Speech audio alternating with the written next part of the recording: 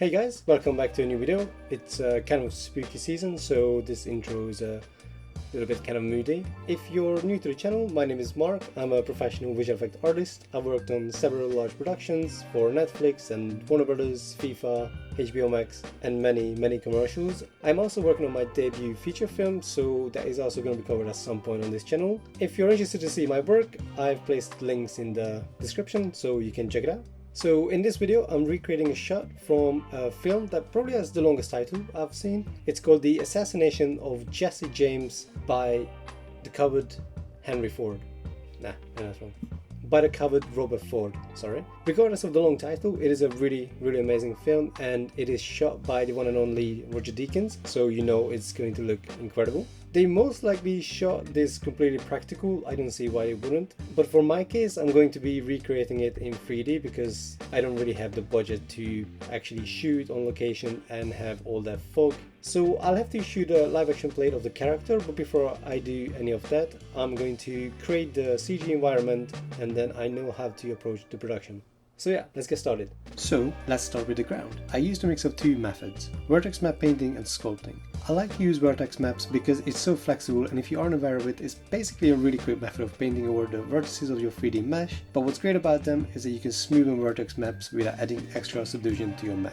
But anyway, once I do that, I use sculpting to make sure some of the more noticeable surface areas like this here on the left side is visible. Looking at other reference images from the film, I can see that there's gravel surrounding the train tracks and grass past a certain point. The thing is, you don't necessarily see the grass, so I just added gravel texture throughout the whole ground. I found these really cool and cheap 3D models, and they almost perfectly match the trees from the original shot, so I textured them and populate both sides of the ground. I also found these train tracks, so again, texture them, bring them in, and then carefully position them to match with the background reference. Then there are these wooden poles and planks scattered on the train track and right side, so I shall add those in as well. So I go again to CG Trader and buy some 3D models. Let's texture them and bring them in and position them accordingly. Now let's move on to the lighting and the fog. I just use spotlights and really dial in the fog settings to match the reference. Also, it's great to add noise to your fog to make it more realistic, because otherwise it's just kind of plain. And here's a preview. As you can see, the lighting pretty much matches. There are some nice light rays that are created, and the train tracks have the nice specular highlights. However, I didn't get as much highlights on the wooden parts of the train track, so I added one more spotlight and set it to only affect the wooden parts. And now it's a little bit closer. So let's add some AOVs, which are multipasses, and hit render.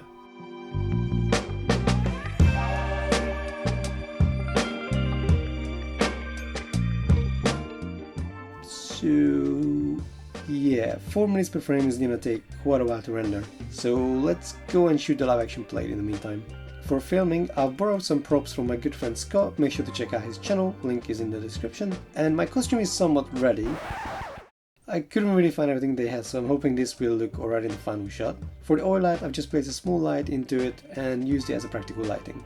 So I quickly set up my green screen, make sure that I'm far enough from it and I don't get any spill. Also make sure the lighting is somewhat even on it, but it doesn't have to be perfect. I didn't use any light on me apart from the practical oil lamp light, which looks a bit sad and we will need to fix it in post. But anyway, after a few attempts, I managed to get something that looks fairly close to the original. So let's check back on the render. So now we have the 3D render and also the live action plate, so let's begin compositing everything together. For the green screen plate, let's create a garbage mat and key whatever we can. You usually have to key different parts, but in this case I only keyed most of myself and the lamp separately. Then the rest needs to be rotoscoped, and there's lots of rotoscoping. But anyway, that's all done, so let's move on to the background. To match it to the original shot, I had to add a lot of different adjustment layers and just really color different parts of the frame. There is a red tint in the middle, so let's add that. The train tracks in the foreground are way darker, so let's lower the exposure for that part. Lastly, the middle section where the train is approaching probably needs to be a little bit brighter, so I add an adjustment layer and then up the exposure. Then to match the noise of the fog, we add it in Cinema 4D. I'll create a solid and add noise to it, then use Luma Matte to add the noise to the exposure. But I also don't want to affect the foreground objects with these adjustment layers, so I add the Crypto Matte layer and select the foreground object and use the Luma Matte to exclude those areas. Once I finish with the coloring, I add at the stock footage as there is some sort of smoke in the foreground that's being emitted from the right side of the frame. And if you're interested, by the way, these fog elements are from VFX Pro, which is my company, so links in the description if you are in need of some high quality stock assets. But anyway, I pre-comp the background, and in the main comp I bring in the live action plate. To tie everything together, I add an adjustment layer to create the grade, pretty much just matching it to reference. Also need to add some color correction to the live action plate. Alright, this looks pretty good now, but the oil lamp looks pretty sad. So let's fix that with just solids, noises and glow. Nice. And there you go, this is the result.